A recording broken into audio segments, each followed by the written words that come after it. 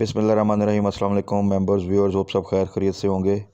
आज ही मार्केट में जो प्रेशर आया all around the world, panic selling, और वो जो पैनिक आई उसकी रीज़न आप सबको पता है कि रशियन यूक्रेन इशू।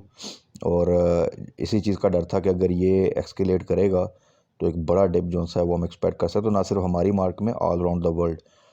और अल्लाह ना करे कि ये चीज़ ज़्यादा बढ़े तो मार्केट्स और बिज़नेस फिर एक साइड पे रहते हैं। अगर वॉर एक्सपेंड करे तो सोचें वो ऑल टुगेदर एक डिफरेंट सिनेरियो पे चली जाती है चीज़।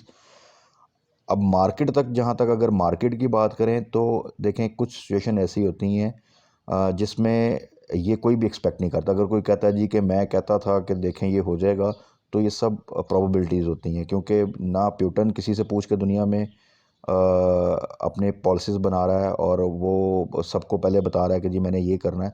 तो ये सब एक प्रोबेबिलिटी होती है, और प्रोबेबिलिटी, लेकिन वो एक्चुअल कब होगा, वो जब होता है तो फिर उसका एक प्रेशर पूरी दुनिया में आता है। ऐसे जिस तरह कोविड तो बिल्कुल ही एक आउट ऑफ द वे एक अचानक चीज़ आई थी, तो उसमें भी छोटा इन्वेस्टर बड़ा इन्वेस्टर सब स्टक हो गए थे।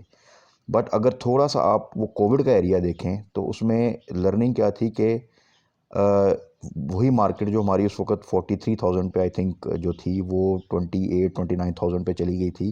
तो आप इमेजिन करें कि कितने थाउज़ेंड पॉइंट माइनस गई थी। और मुझे अच्छी तरह याद है कि जो एवियन था ये शायद 18 रुपए के करीब, 20 से नीचे जो है वो चला गया था। बट वही एवियन फिर आप ये देखें कि उसी साल के अंदर अंदर वो फिर तकरीबन 100 के करीब चला गया एक साल के अंदर अंदर। और बहुत से स्टॉक्स, आप अटक रिफाइनरी 70 के पास, 70 बिलो चला गया था, और फिर वो अटक रिफाइनरी आपको पता है कि वो 250 के पास गया। NRL भी, ये तमाम आपके पास सारे शेयर्स के जो है वो हिस्टोरिकल डाटा होगा। लर्निंग क्या है, देख बेसिकली दो तीन चीज़ें किलिंग होती है। जिनके पास जो डिलीवरी है उनको सिर्फ थोड़ा पेशेंस के साथ चीज़ों को होल्ड करना है। अच्छा, जो लेवरेज पे खेलते हैं हमेशा उसको डिस्करेज करते हैं। जो भी अच्छा ब्रोकेज हाउस है उसको डिस्करेज करता है। हम भी अपनी वीडियोस में बार बार कहते हैं कि लेवरेज पे ना करें, स्पेसिफिकली जब वॉलेटाइल मार्केट है, बिकॉज कि वो फिर आपका अकाउंट जो है वो वॉश हो सकता है उसमें। अगर आपके अपने पैसों के से आप प्ले कर रहे हैं और वो आप होल्डिंग कर सकते हैं तो जस्ट होल्ड करें। और चीज़ें अल्टीमेटली जो सी हैं, अगर कोविड के दौर से 28,000 से चीज़ें दोबारा 48,000 तक आ सकती हैं, तो अभी तो एक सिनेरियो जो सा ऐसा है जो कि इंटरनेशनल लेवल पे है। और वो अगर बिल्टअप फर्दर नहीं होता और अल्टीमेटली एक फुल फ्लेज वॉर की तरफ तो चीज़ें नहीं जा रही, ये तो नज़र आ रहा है कि ऐसा नहीं है कि अमेरिका ने काउंटर अटैक कर दिया है या किसी ने, वो बस वो पाबंदियाँ और वो एक स्टेटमेंट्स जो सी हैं वो बड़ी स्ट्रॉन्ग आएंगी। जो रशिया ने अचीव करना है वो उसने कर लेना है। उसके बाद अच्छा, ऐसे सिनेरियो में क्या होता है कि जब ऐसी सिचुएशन आती है तो फिर जैसे ही थोड़े सा रिलीफ उस चीज़ में आता है और कोई अच्छी न्यूज़ आती है, तो मार्केट उसी तेज़ी से बाउंस बैक करती है, क्योंकि जो इन्वेस्टर्स हैं वो भी उसमें स्टक होते हैं। एक आम पब्लिक है, छोटा इन्वेस्टर, वो तो स्टक होता ही होता है। पर जो बड़ा इन्वेस्टर है, जब वो भी स्टक होता है तो वो जस्ट वेट करता है एक टाइम का, और फिर वहाँ से एक हैवी बाइंग जो सी है वो आती है और मार्केट बाउंस। अच्छा, इसके अलावा जो साथ साथ हम डिस्कस करते हैं, जो भी मेरे साथ दोस्त हैं फॉलो कर रहे हैं, कि मैं कुछ चीज़ें थंब रूल के तौर पे टाइम टू टाइम डिस्कस करता रहता हूँ। कि एक तो ये कि आप शॉर्ट ट्रेड ज़रूर किया करें और 1-2 रुपए के प्रॉफिट पे फ़ौरन प्रॉफिट टेकिंग किया करें। एक हमारा टारगेट्स होते हैं जो मीडियम टर्म होते हैं। मीडियम टर्म देखें, अगर देखा जाए टेक्निकली तो वो 6 माह से 1 साल मीडियम टर्म बनता है। और जो लॉन्ग टर्म है वो कपल ऑफ ईयर्स होता है। हम लॉन्ग टर्म को समझते हैं शायद 2 महीने 3 महीने, जिसको रखा है ये बहुत लॉन्ग टर्म है। और शॉर्ट टर्म शायद 2-3 दिन है। ऐसा नहीं, तो शॉर्ट टर्म भी मंथ्स पे जो सा है वो जो सा है वो डिपेंड करता है। और मीडियम टर्म और लॉन्ग टर्म तो खैर सालों पे जाता है। तो एज ए इन्वेस्टर, अगर आप जो ये रेट हैं इस वक्त, वो इस वक्त जो इन्वेस्टर है उनके लिए ये इस वक्त आप समझ लें कि ये गोल्डन अपॉर्चुनिटी है। कि वो देखिएगा कि इन रेट्स पे बाइंग करके अब होल्ड करेंगे तो वो कितने गुना चीज़ों में फ़ायदा लेंगे। ये तमाम चीज़ें आप थोड़ा सा पीछे चले जाएँ कि किन रेट से वापस आई हैं, और ये पहले भी नीचे किन रेट्स पर गई थी कोविड के दौर में, फिर कहाँ तक इन्होंने हाई लगाए थे। तो आपको अंदाज़ा हो जाएगा कि उसमें कौन विनिंग सिचुएशन में आता है। कुछ ना कुछ सिचुएशन ऐसी जो सी है बिल्टअप होती रहती है हमारी मार्केट में, कि जहाँ पे अपॉर्चुनिटी भी आती रहती है। और ख़ास तौर पे पिछले 3 साल से, और उस अपॉर्चुनिटी में जो शॉर्ट ट्रेड्स हैं वो हमेशा उन्होंने फ़ायदा दिया है। इस गवर्नमेंट में। अगर एक बुलिश ट्रेंड बन रहा हो तो फिर आप जो सा अपने पूरी वैल्यू के साथ इन्वेस्ट कर दें, इवन लेवरेज पे भी खेल लें, तो वो क्या होता है कि वो एक अच्छा प्रॉफिट जो सा वो गेन हो जाता है। बट पिछले 3 साल से तो किसी तरह भी अगर आप देखें तो हाँ, जब मार्केट बहुत डिप पे गई वहाँ पे किसी ने बाय किया और उसको फिर होल्ड किया है 3-4 माह के लिए, तो उसने बड़ा अच्छा गेन किया है। तो इस सिनेरियो में, अब प्रेजेंट सिनेरियो में देखें सिचुएशन क्या बनती है कि एक तो जस्ट अपनी पोजीशन अगर आपने वहाँ पे प्रॉफिट टेकिंग टाइमली नहीं की, जो कि हम बार बार डिस्कस करते हैं, लेकिन स्टॉक्स आपके वही हैं, रिजल्ट्स आप देख रहे हैं अच्छे आ रहे हैं, कुछ के बहुत आउटस्टैंडिंग रिजल्ट्स भी आ रहे हैं, बट ऐसी सिचुएशन में रिजल्ट्स भी साइड पे हो जाते हैं, बाकी तमाम चीज़ें टेक्निकल्स फंडामेंटल सब साइड पे, मार्केट्स दुनिया की चलती हैं मेनली न्यूज़ पे। फिर जो स्ट्रॉन्ग इकोनॉमीज़ हैं जहाँ पे सिस्टम्स बहुत स्ट्रॉन्ग हैं, जहाँ पे मैनिपुलेशन कम है, उनके फिर टेक्निकल्स भी फॉलो होते हैं। हम अनफॉर्चुनेटली टेक्निकल्स साइड पे ज़्यादा रहते हैं, बट हमारी मार्केट टोटली आप 70-80% न्यूज़ बेस्ड मार्केट है और मैनिपुलेटेड मार्केट है। तो उसमें वो तमाम चीज़ें एक्सप्लेनेशन के लिए तो बहुत अच्छी होती हैं, बट बेसिकली जो चीज़ यहाँ पे आपको सक्सेस देती है वो राइट टाइम पे एंट्री आपकी कहाँ पर है, और फिर आपने कितनी जल्दी उसमें प्रॉफिट बुक किया है, स्टॉप लॉस को प्रॉपरली यूज़ किया या नहीं किया, और ये चीज़ें जो सी है, थोड़ा सा कैश इन हैंड रखा या बैक एंड पे कुछ पैसे रखे कि अगर कोई ऐसी सिचुएशन हो तो आपके पास या तो होल्डिंग पार हो या आप कुछ इन्वेस्ट करके बिल्कुल बॉटम आउट से चीज़ें जो सी हैं वो ग्रैब कर सकें, तो फिर आप मार्केट में अल्टीमेटली बड़े अच्छी गेन लेके जाएंगे।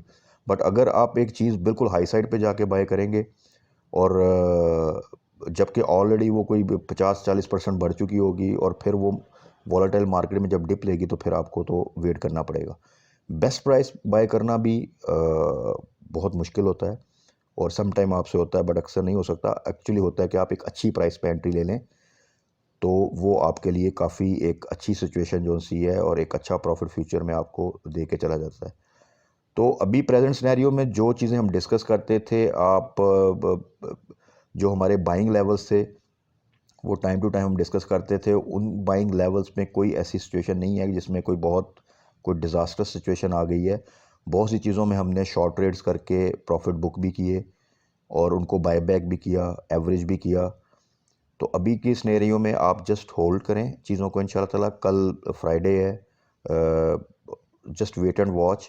अगर तो चीज़ें एक्सकलेट नहीं होती तो थोड़ा सा बाउंस बैक भी आता है, तो वेट करें, क्योंकि आगे सैटरडे संडे तो मंडे को सिचुएशन काफ़ी हद तक जो सा है वो क्लियर होगी कि मार्केट जो सी हैं वो किस तरफ जा रही हैं। और अगर इंशाल्लाह ताला मार्केट जो सी है इंटरनेशनल लेवल पे बाउंस बैक करती हैं due to some relief in Russian Ukraine conflict, तो हमारी मार्केट भी इंशाल्लाह ताला वो डेफिनेटली बाउंस बैक करेगी बड़े अच्छे नंबर्स के साथ, बिकॉज कि इस वक्त जो शेयर प्राइसेस हैं वो बहुत ही चीप हैं। बट अब एट द सेम टाइम एक और चीज़ जो सी देख लें कि इंटरनेशनल लेवल पर तो सिर्फ एक ही इस वक्त इशू है, वो है रशिया यूक्रेन का। अनफॉर्चुनेटली पाकिस्तान में इस वक्त एक और इशू है जो कि हमारा पॉलिटिकल साइड पे है।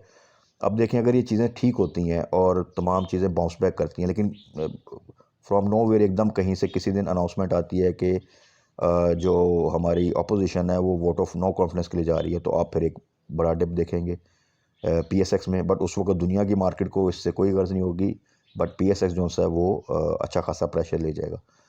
तो हमारे लिए इस वक्त टू साइड पे एक आप समझ लें कि प्रेशर है। एक तो इंटरनेशनल जो कि हम अब फील कर रहे हैं, ये अगर चीज़ें सेटल होती हैं और अगर लोकली कोई मसला होता है तो देन अगेन हम उस सिचुएशन में आ जाएंगे। बट अगर लोकली भी वो चीज़ें क्लियर हो जाती हैं तो देन फिर एक आप बेहतर मूवमेंट जो सी है मार्केट की थोड़े अच्छे टाइम के लिए वो देख सकते हैं।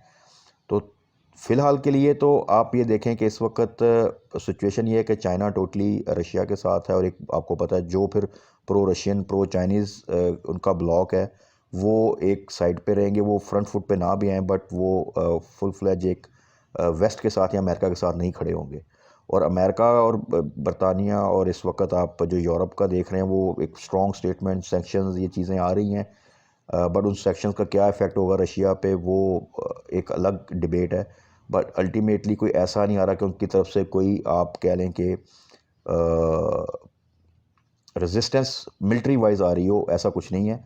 वो यूक्रेन है सिर्फ और उधर रशिया है, तो वो रशिया अल्टीमेटली ऑब्वियसली वो चीज़ों को अपने हक में ले जाएगा। तो जस्ट इस सिनेरियो में hold your positions with patience. आप सब इन्वेस्टर्स हैं, ये आपका पैसा है जो कि आपने इन्वेस्ट किया है फॉर अर्निंग प्रॉफिट, और इसमें से आप कमिटेड होकर ये सोचें कि हमने प्रॉफिट करके ही निकलना है और मार्केट में पोटेंशियल है। और अगर आपने उन्हीं रेट्स पर बाइंग की हुई है जो हम डिस्कस करते हैं तो देन वो रेट इतने बुरे नहीं हैं। बहुत सी चीज़ें अभी भी उन रेट से ऊपर हैं। और मैंने ये भी बार बार कहता था कि जब आपकी कोई भी शेयर जो आप लेते हैं वो आपकी बाइंग प्राइस से ऊपर जाए तो अपनी बाइंग प्राइस पे स्टॉप लॉस लगा लिया करें, तो फिर ऐसी सिचुएशन से आप बच सकते हैं। तो इंशाल्लाह ताला होप फॉर द बेस्ट जी। अल्लाह ताला खैर करे। ये PSX और पाकिस्तान बहुत सी बड़ी क्राइसिस से इसने फेस भी किए हैं और उनसे निकला भी है, और बड़े अच्छे रिटर्न्स भी दिए। तो इंशाल्लाह ताला आगे भी ऐसा ही होगा। पैनिक में आकर इस रेट पे सेल करना, और समटाइम ये फीलिंग आती है कि यार मैं सब कुछ बेच के जितना लॉस होता है करके मैं आज के बाद स्टॉक मार्केट में नहीं आऊँगा, तो ऐसी फीलिंग ना लाने की ज़रूरत है, और ना ऐसी फीलिंग के साथ आप कभी सक्सेसफुल हो सकते हैं। और इस मार्केट में वही लोग जो सा है वो अर्न करके गए हैं जिनकी बड़ी स्ट्रॉन्ग नर्व्स के साथ, पेशेंस के साथ चीज़ों को फेस करते हैं और अपनी स्ट्रेटजी को रिफ़ाइन करते हैं कि अच्छा एक सिचुएशन आ गई है, उसको अब किस तरह हमने फेस करना है और क्या स्ट्रेटजी ऐसी कुछ करनी है कि जो हम स्टक हुए हैं उसको हम ज़्यादा बेहतर तरीके से उसमें से निकल सकें। तो वो चीज़ें हम इंशाल्लाह ताला पहले भी डिस्कस की थी, पहले भी डिप आए थे। जब ये आपको पता होगा सेनेट इलेक्शन हुए, यूसुफ रज़ा गिलानी के मार्केट अराउंड 4000 पॉइंट डाउन चली गई थी, बट वो जैसे ही चीज़ें सेटल हुई थी तो मार्केट ने फिर 3-4 हज़ार की एक रैली बनाई थी। सिर्फ फ़र्क ये था कि वो चीज़ें थोड़ा सा जल्दी सेटल हो गई थी, कपल ऑफ डेज़ या वीक्स कह लें। जो पीछे IMF का इशू आया उसने 3 माह इतना ड्रैग किया, 4 माह के वो मार्केट एक देख लें अनसर्टेनिटी की कंडीशन में गई, और वो ख़त्म होते ही साथ ही आपका यूक्रेन रशिया का इशू आ गया और प्लस इंटरनल पॉलिटिक्स आपको पता है। तो ये जैसी चीज़ें इंशाल्लाह ताला सेटल डाउन होंगी तो बहुत सी अपॉर्चुनिटीज़ ऐसी हैं, और मार्केट में पोटेंशियल है कि ये फिर आपको एक बड़ा अच्छा बाउंस बैक और रिकवरी देगी, और उस रिकवरी में फिर हम वो स्ट्रेटजी डिस्कस करेंगे जिस तरह हम पहले भी करते रहे हैं कि वहाँ पे एक अच्छा खासा गेन जो सा है जितना मैक्सिमम इंशाल्लाह ताला हम ले सकें तो वो हम करेंगे। तो कल के लिए just wait and watch and hope for the best.